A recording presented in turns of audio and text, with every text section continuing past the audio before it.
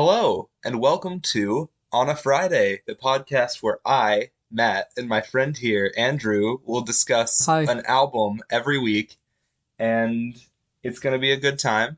We this week we're talking about "The Stranger" by Billy Joel, just as a starting point. So yeah, we're really excited to get into this. Why don't we maybe introduce ourselves a little better? How would you introduce yourself, my friend? How would I introduce myself? I am a person. I'm Yeah, sorry, that is literally the best I can do right now. what do you do? What do I do? I guess I'm a musician of sorts. Yeah. Yeah, Care to elaborate? I'm a musician and I help people mix their stuff. Yes, that is what I do. That's good enough for me. Okay, good. Hello. I'm Matt, and I make gaming videos that not many people watch right now, but that's fine 'cause it's mostly as a hobby. At the YouTube channel Matt Chats. So yeah, that's pretty much my whole deal. We've been friends for a hot minute. It's probably coming up on 10 years since it's 2021. Yep, So fucking, we're old. yeah, we go back a long time, and we enjoy discussing music with each other. So that's what we're doing. So how this is We pretty thought much it could be profitable in the future, that's why. yeah, we're only in it for the money and nothing else. Yep, So I am a please greedy asshole. please financially support us when that's an availability thing. So how this is generally going to go every week, we'll introduce ourselves, just catch up with each other, discuss some things, discuss some music related news, and then jump into the album. Each of us is going to pick a different album every week. So this week Andrew decided the first album, and so next week it will be my turn to pick. So why don't we jump into some music news unless you have something you want to discuss? You know what? Let's talk some life. Yeah? Today was a little bit interesting, but took a little detour. I know we were supposed to start recording about like what is it, 2 hours ago. Yeah. But what ended up happening was I went to get my food a little bit late, and then an impromptu tour to get some trip. An impromptu trip to get some pie was made, What kind of and pie? went to the other side of the fucking state. Not the other side of state, but Really? no, no. I Oh, went a little bit further than usual. nice. I So, I pie. also I also went for a drive today. Listened to some Peter Frampton on the way. It was a good Hmm. time. That's Uh, been my whole day, pretty much. Sounds like a solid day. I feel like that's been it. Other than just the casual working with other people kind of thing. Yeah, I'm kind of at a point where I'm kind of in between projects for the channel, and I just got a new laptop, so this is one of the earliest things I've recorded on it. So hopefully it has better capabilities in terms of me being able to make videos and stuff. So yeah, Yeah, I think that'll be it. I don't right. I don't really have anything else to say. I don't have anything else to add. Okay, Well, so that's the first should we episode. move We'll into see you news? guys next. I'm just kidding. Yes. All right. See you next week. Maybe So next year. I don't know. so I'm not feeling so it. what has been happening recently in the music world? I can tell you on my end, since I'm more focused on alternative rock, indie Yeah? stuff.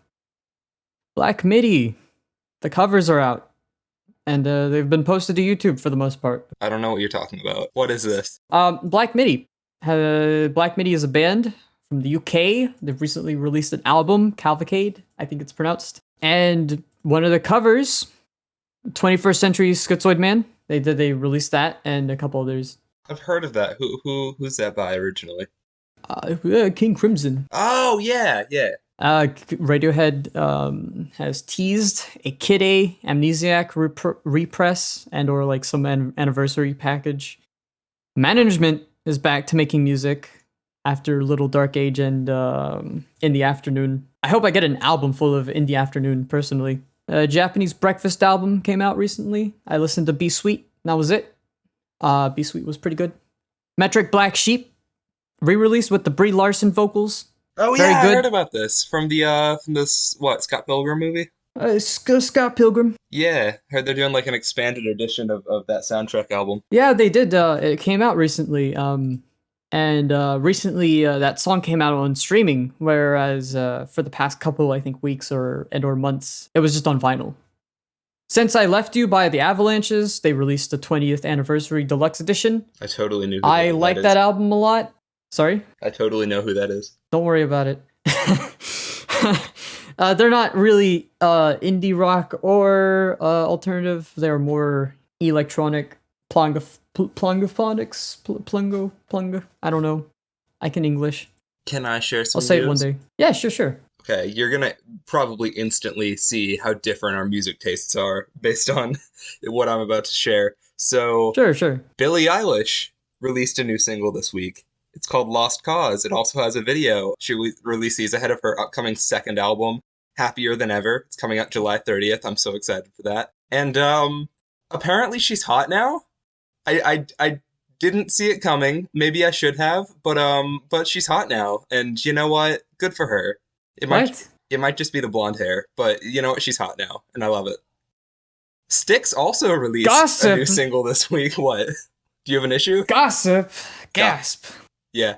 Styx also released a new single this week called Reveries ahead of their new album Crash of the Crown coming out June 18th.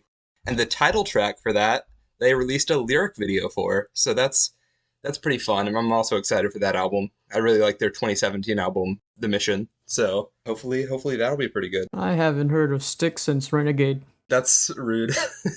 It's really rude. I'm old. They sang about robots in the 80s, you know? Oh Mr. man. Mr. Roboto. Yeah, I remember that. No. Yeah. God. So you'll probably notice the trend of I like a lot of modern pop artists and also classic rock artists. And Andrew is more into that indie scene, I am a pretentious asshole. which is ironic because you chose a music Billy taste. Joel album. Billy Joel, I mean, don't get me wrong. I do like my fair amount of like classic rock.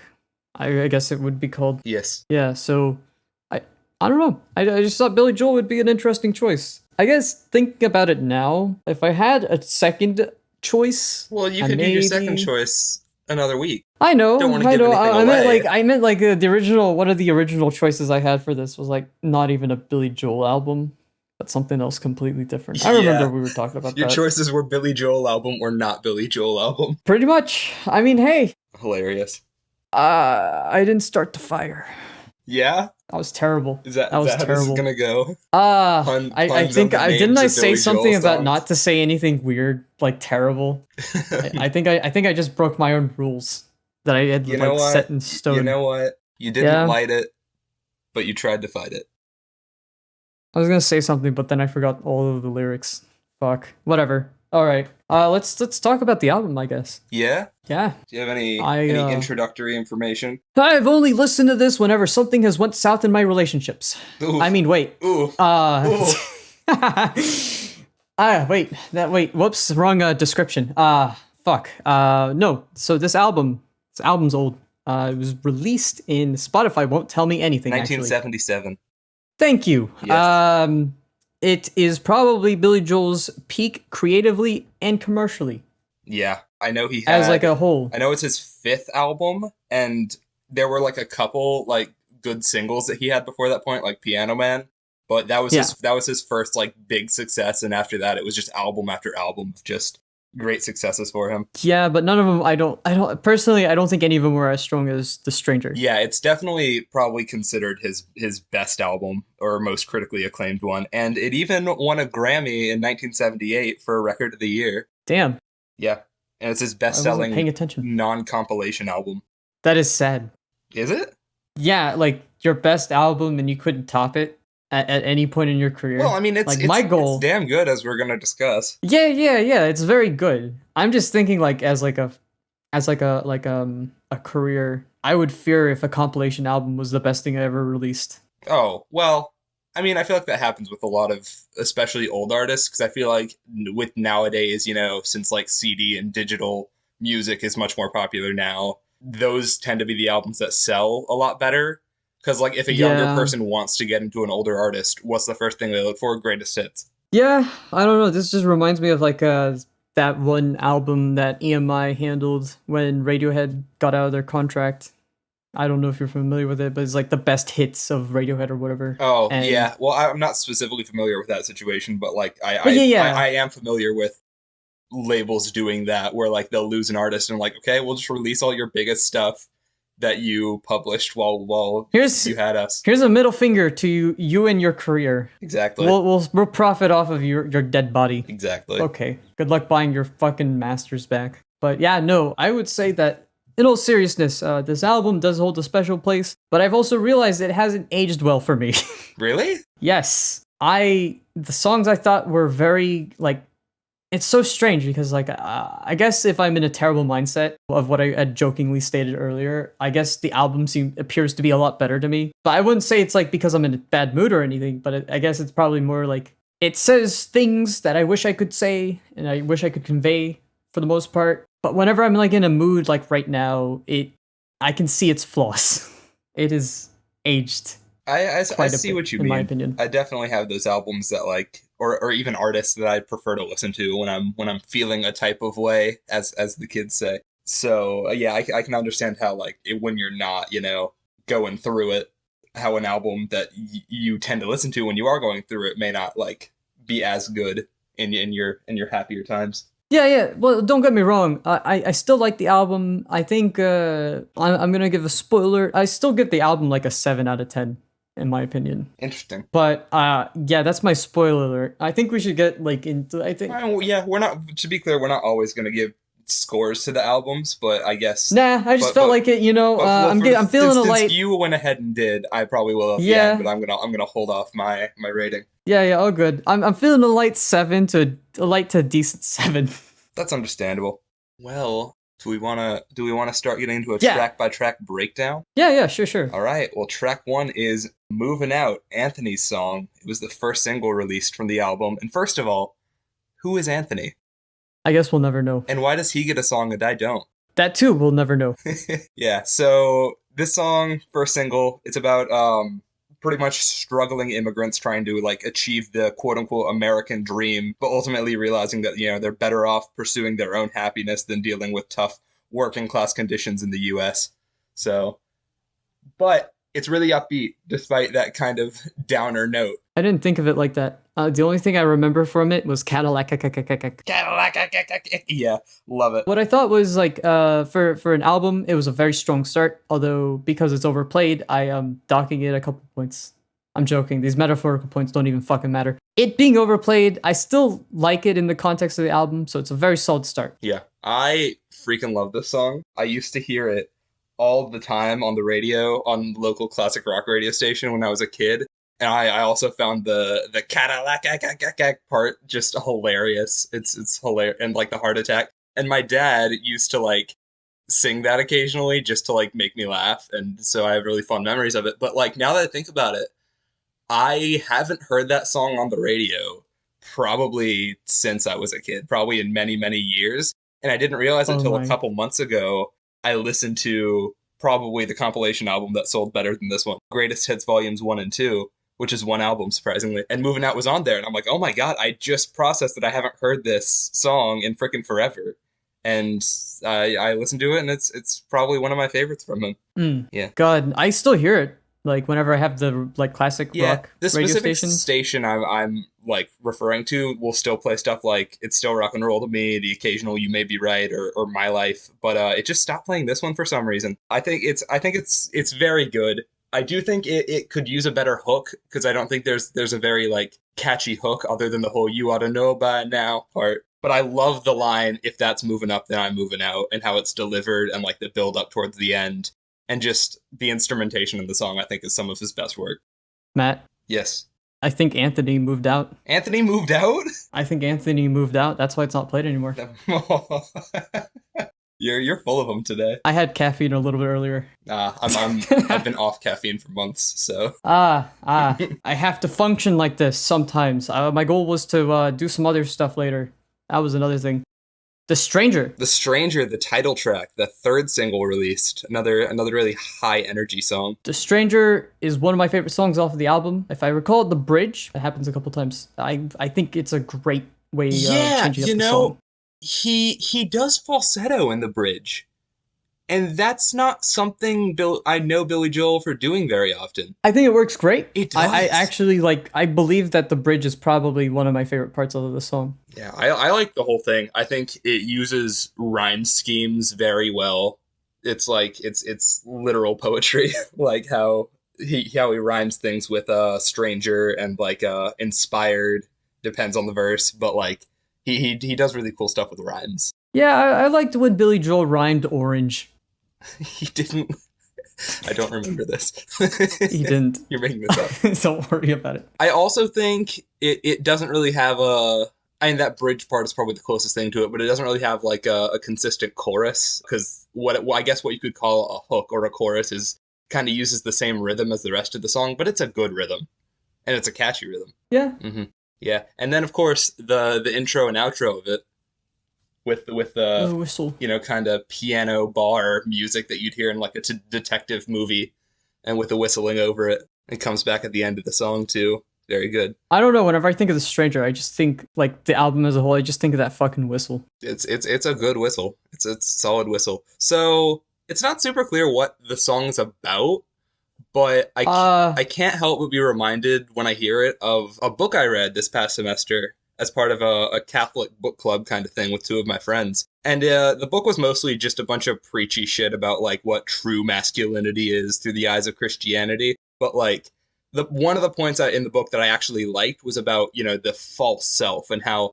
everyone kind of puts on a fake face and personality in front of other people because they don't think that who they are is enough for the other person. So I think that the song refers to exactly that. The stranger is you and that false self that you present to other people. Or at least that's how I interpret it. my interpretation of The Stranger is more or less like knowing all these people, and no matter how well you get to know them, like everyone's theoretically hiding behind like a facade. I'm not A saying false mask, self. by the way. Huh? A false self, in a sense. Yes. Yeah. Yeah, and that like sometimes true selves come out, and it will shock you when you realize that who you've been hanging out with or whatever, and their true self comes out. It's gonna surprise you sometimes because that's not what you expect. That kind of thing.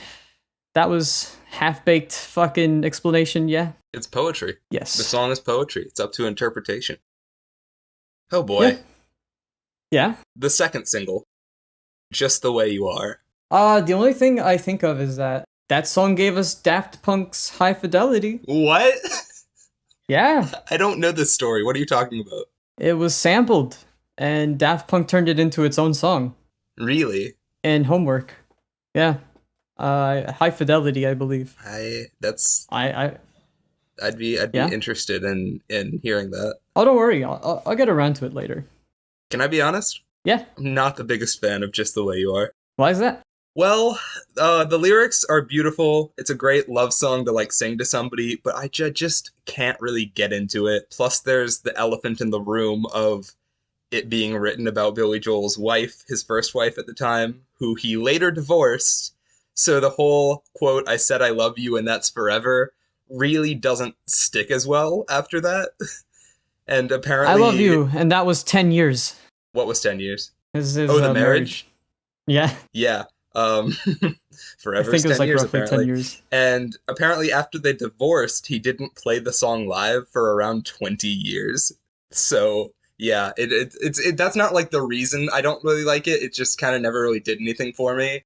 And it's not even that I don't like ballads. I like ballads. It's just this one doesn't do a lot for me. But apparently, I'm wrong because it won Song of the Year at the 1978 Grammys. So, I'm just Wow. incorrect.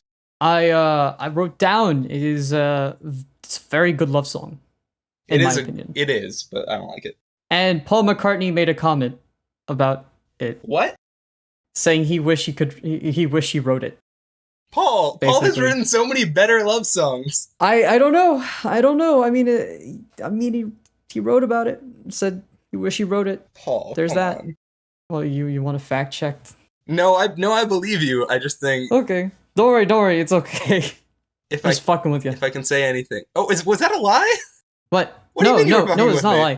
Okay. I'm fucking with you in the sense of that. Fuck. There was a way to word it. Shit. I was fucking with you in the No, sense God. with. I'm not explaining this very well. Okay, listen. Yeah. I'm just listen. It's true. Paul McCartney said that. I just fucking I messed up my wording when I was trying to say, oh well, I'm joking. Yeah, no, it happened. It's just I don't fucking remember what the I original think the thing was. song has a good saxophone solo, if I can say Eh, anything positive about it. it's okay. I mean, yeah, I don't know. I've listened to the album so many times that I've become phased to the sax. The sax is used pretty often throughout the album. Yeah, it shows up a couple more times, but I think this is the one time it gets like a full solo of just the sax. Track 4, Yeah, sure. first non-single on the album, but definitely a fan favorite. Scenes from an Italian restaurant. I thought that was released as a single. Fuck. It wasn't, Oh, okay. but everyone loves it. It was I'm surprised it's not either the opening or closing track of the album, honestly. Uh, I'm kind of glad it isn't because I feel like the motif that the stranger has that is used at the end. The Stranger is Spoiler. not the opening track. It isn't the open track, but I'm saying like the whistling motif. I like the Like whistling I feel motif, that but I feel like that works best in my well, opinion. we'll get back But to I can that. see. I'd be fine if they tacked that on at the end of Scenes from an Italian Restaurant instead of the song it's on, but we'll get to that. You know what? I think that would actually work a lot better I than think, well, we'll get to that. But, like, it's yeah. a 7.5 minute, 3 part song. And, like, that's the kind of thing you do when you either want to, like, start really strong on an album or end really strong. But even though it's not the end of the album, it is the end of side one. So I guess it, like, kind of gets that closing track effect. But, like, now that we're in, like, the age of, like, CDs and digital music, it's really hard for me to, like, think of albums in terms of sides, you know? Because now it just feels like it was just a really great long track smacked in the middle of the album. I I think it works. And I say this because the one thing that I have in my mind is that I'm like drawing comparisons to Band on the Run, but Yeah, better. yeah, I personally like scenes. yeah. I'm gonna label it as that. I like scenes more than Band on the Run Oh, because scenes, the name of the song. I Yeah, feel like each of the sections are very meaningful in its own way. yeah, yeah. It does have that multi-part effect, like Band on the Run, Beatles' Day in the Life, Queen's Bohemian Rhapsody. Just those differently arranged songs that don't at first seem like they have anything to do with one another. And of course, the third part, the longest one, does the same thing that Movin' Out does and shows off Billy Joel's great ability to tell stories in his songs. Like there's a whole like beginning, middle, and end just in the part about Brenda and Eddie. It's fantastic. Yeah, I feel like the switch up like from the first part to the second part. I like the second part a lot more, and that's just my opinion. I don't remember if the piano solo was at like the end or the middle of the second part or early third part, but I thought the piano solo in the song was very good. And Yeah, this was a song that was used as inspiration for the jukebox musical Movin' Out. jukebox musical. Yeah, jukebox musical is like when you write a musical that uses songs that already exist. Like you don't write original songs for it. So like Footloose, Mamma Mia, there's a lot of them that just like Moving Out only uses Billy Joel songs. So a lot of them will just like use songs from a specific artist and like make up a plot based on it. They're not always great, but Oh, I don't really know anything about Moving Out, but I found that out and that's fun. interesting. Vienna. Vienna. I think this is my favorite song on the album. It's Mm. just about taking life slow, letting things happen when they happen, and that's advice I need because I feel like I'm always trying to like rush life events and like just things going on in my life, and sometimes I just gotta like let life happen to me instead of trying to force it to happen. You know? Yeah, no, I kind of needed this song actually because it very much a lot of my life has been I want to get through this as fast as possible so I can move on to the next thing. And I realized like part of the whole like journey is actually just the part in between. Like not everything has to be like filled with everything. Taking time is the most important part of like the journey as well. Yeah, So, got to take it slow. and it's catchy. Yeah. How about the elephant in the room? The biggest what is it? One of the other The bigger fourth singles? single, "Only the Yeah. Good Die Young." Yes. I think this song is hilarious. I I don't like this song anymore. Really, I went from thinking it was good to thinking no. No, this is not. I feel the opposite actually. I feel like it's overplayed. It's an okay song, and in my opinion, it's probably the most boring song in the album. Wow, that's a hot take. That's a very hot take given what we're gonna get to later. Well, I like it. I think it's really funny. It's about a guy trying to get a Catholic girl to have sex with him. And as a Catholic myself who went to Catholic school up until college, I can attest to the fact that they just hammer in the whole don't have sex before marriage thing, like just constantly. And like I guess we could get into the reasons for why premarital sex is like considered a sin in the church and like be here all week. But I'm so amused by how the song is like, okay, so your chastity may get you like closer to heaven, but that's boring. Sinning is more fun, you know? I didn't like the sax solo in the song. The sax solo. I didn't like it. Mm. It's just what I wrote about it on my notes is like salt on an open wound. I don't know. I'm a lot more focused on like I guess the meaning of it. I mean I guess I'll say when I was in high school, I probably wouldn't have liked this song. I probably heard it once or twice without actually understanding the meaning of it. You know, and Mm. I guess the older I get, the more I come to terms with how I see Catholicism and how much of it I really want to subscribe to, given that I'm a filthy liberal on the political scale. And I'm trying to be more open to ideas that the church doesn't always support and more sex positive, especially regarding people who aren't bound by religious ideas necessarily. But I find it really funny because it just doesn't care. And the crazy religious nuts tried to get the song banned from the radio because it was quote unquote anti Catholic. But then, lo and behold, it just made it way more popular, and that's the Streisand effect, baby. Yes. Barbara Streisand effect. Without Barbara Streisand actually doing that yet. Yes. Oh, yeah, I guess this does predate that, but It's a same proto principle. Barbara Streisand effect. Same principle. We should call it the only the good die young effect. Oh no. That doesn't ring as well. No, it doesn't. I at least personally. But yeah, I like the song now. Not one of my favorites from the album, but I do like it apparently more than you. I don't know. She's always a woman to me. I freaking love the song. It's the fifth single. She's always a woman. I mean, whoops, I fucked that She's one always up. a woman. It's the fifth single. Yeah. And I like it much more than Just the Way You Are. I'm thinking about that. I don't know.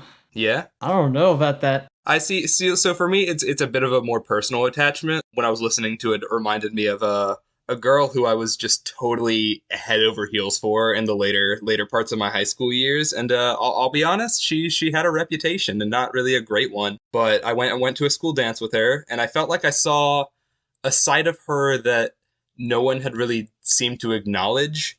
And that's what the song makes me think of. A woman who may be crude, inconsistent, doesn't take shit from people, even at the risk of her own reputation. But, she's still good to me, you know? She still has redeeming qualities, even if I'm the only one who sees them. Yeah, I feel like one of the more interesting lyrics out of the entire song is actually "suddenly cruel." Like that, those two words were used. I thought it was very telling. What would eventually happen?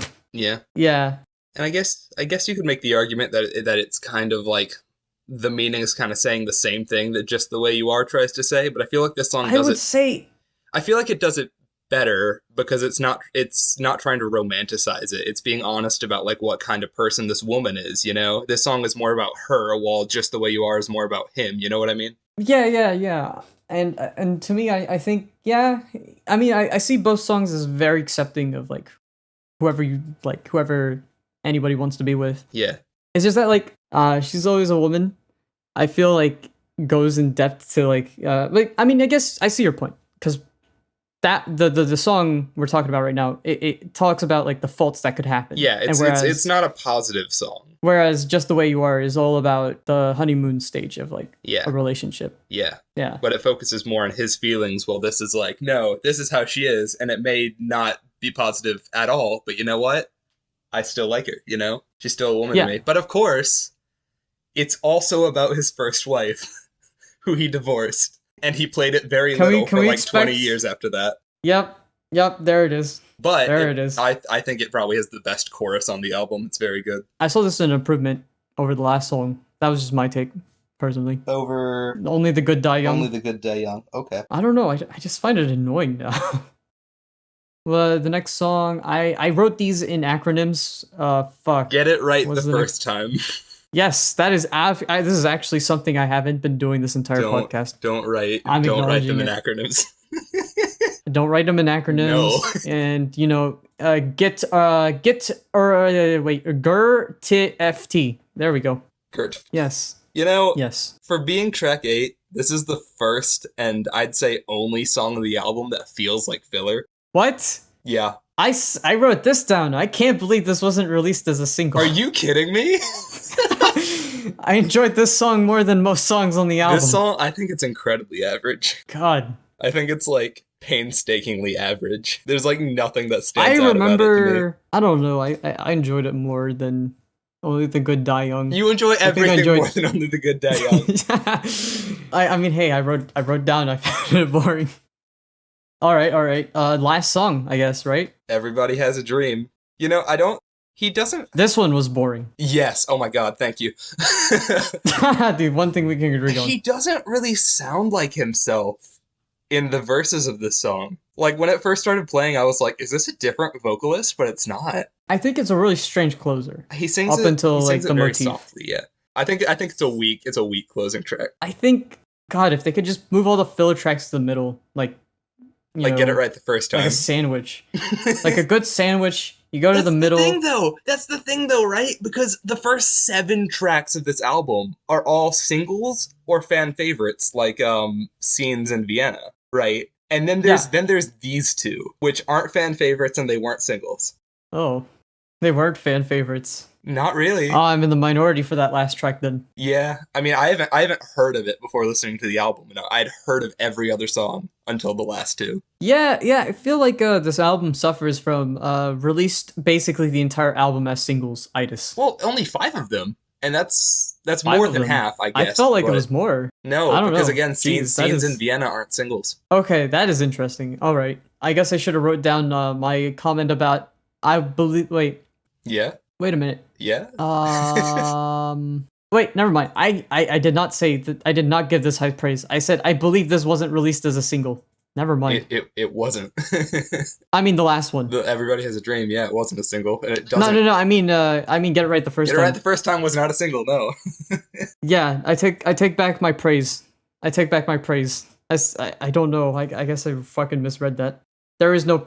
Okay, listen. Don't get me wrong. I'm gonna go back a little bit. It's a decent song, but in line of whatever else was released, I would still. You know what? Fuck it. I'm gonna say this. I still can't believe it was at least not released as like a double A side, like or Double something A else. side. Theoretically, what? Forget It Right the First Time. No. I mean, okay. The way I view double A sides is like the same way that unrelated LCD Sound System they released a double A side and it was like 2 songs from a recent album that they came out. I know with. what So a that's double what A I'm like side going off is. of. A double A. I don't know how artists do it back then. I don't know how they do it now. I'm Yeah, just it gonna doesn't- it call it doesn't by make whatever sense LCD Sound System logically. did. It doesn't really make Okay, sense. okay. Listen. I guess I would word it like this. Back then, it'd probably be a B side.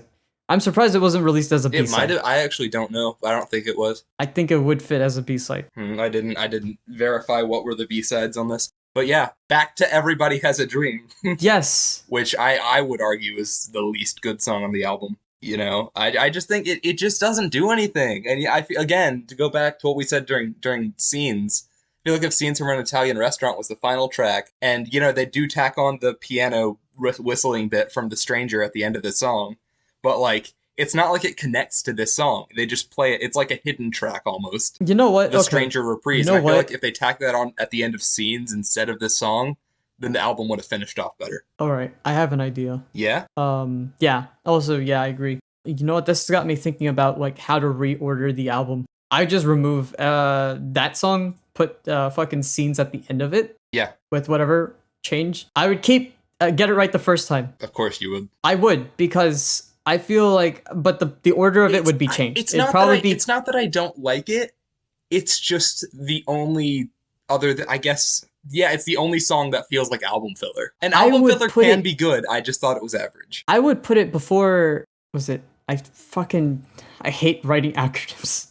Was it Only the Good Die Young? Okay. I'd put it after Only the Good Die Young, and then I'd follow it up with like She's a Woman to Me, or She's a Woman, and then end it off with Scenes. So Just the Way You Are would go straight to Vienna. Okay. You kind of That's lost my me, take. but it's fine. Don't worry. You know what? We'll include a visual flowchart that I will send to you. Don't make me do that. Don't worry about it. I'm gonna write a thesis on this. Oh my Trust god. me. Please, Don't worry about it. please click in the description. I don't have that much time. In the description wherever you're listening to this to see Captain's thesis on the reordering of The Stranger by Billy Joel. Prepare to be disappointed. Final thoughts on the album? 7 out of 10. Still sticking with it. I thought it was a very good album. I didn't write down a score, but I would say 8 out of 10. Okay. I can see why it's considered his best album based on the first 7 tracks, but man, it ended really poorly in my opinion. I feel like the whistle saved it. I feel like the The whistle whistle saved did not save it. it. Okay. I feel like the whistle saved the last track. If the whistle was its own track called The Stranger Reprise, it might have saved it. You know what? Yeah, like kind of like how Sergeant Pepper had that. Yeah, too. Sergeant Pepper. But Technically, Day in the Life came after Sergeant Pepper Reprise, but that's a discussion for another time. But yeah, I do agree. eventually, The album could definitely have used a track order adjustment, and honestly, probably some better choruses in a lot of songs. I feel like the other singles from other albums I know from Billy Joel have really good choruses, and for the most part, I find the no, choruses in this album to be really weak. this album would be so much better if it had Uptown Girl as the last I track. do. I was saying this in jest. We're Please don't not agree with talking me. about that album right now, but do you want me to give my I meant hot the take? single. Do you want me to give I my meant the hot take single. Yeah, on sure, Uptown Girl? sure. I fucking hate Uptown Girl. That's his. I think it's his He worst single. sounds like he has like his fucking jaw I like hate the clenched. fake country accent he does in it. I mean, you know what? A lot of people fucking hate We Didn't Start the Fire. It's cheesy, but I'd say it's better than Uptown Girl. Oh, it's so much better than Uptown Girl. In fact, it gave us the 1975 song, so at least we have that. The what? It gave us the 1975 song. Yeah, thanks for repeating yourself and not elaborating. Jesus. I meant fucking Love It If We Made It. There we go. Okay. That one. The Stranger's good. The Stranger, it was a good album. It made me think about a lot of my own personal experiences, which I can't say many other of his songs make me do. So I really enjoyed it. It was a solid experience. I'd recommend it to people Well, as like an entry level Billy Joel thing, and then go from there. I guess if you want. I don't know. I mean, it's only downhill from there, though. You're right. I say listen to that album. Forget Billy Joel. Go back to Daryl Hall and John Oates. Revert to Monkey. Private Eyes. Private Eyes was my favorite Billy Joel song. There we go. I'm moving on. Yeah. I'm moving up. I'm moving up, so I'm moving out. Okay. Well, this has been a strange experience, hasn't it? Formatting. I can't wait for every other episode to be not this. Honestly, it's fine. So to end off, I think Yeah. it'd be nice if every episode we each give a song recommendation. You know, not from the album that we just covered, preferably from another artist, but I guess it could be from it. So Black Midi's Psycho Killer cover they covered Psycho is my Killer. favorite Roxanne cover. They covered Yeah? Psycho Killer by Talking Heads. Yes, Oh, it is my favorite Roxanne cover. That's all I will say. what is a Roxanne cover? Oh, is that the name of the cover album or whatever? No. It didn't come with a name or anything. It was just like a plexiglass disc, and then it was titled as Psycho Killer cover or whatever. But don't worry about it. You'll figure out later. Okay. Well, my recommendation for the week is a song, recent single from the band Churches with a V instead of a U, CHVRCHES, and it's How Not to Drown, featuring Robert Smith from The Cure. I haven't listened to that yet. Yeah. They also, with that single, announced a new album, Screen Violence, coming out August 27th, and so that's going to be very good. So yes, check the songs out if you want to, and I guess this has been the first episode of On a Friday. Tune in next week. Yeah. Tune in next week where it'll be my time to pick an album. Oh boy, pop. Oh boy, pop. Snap, crackle, pop. Snap, crackle, shut the fuck up.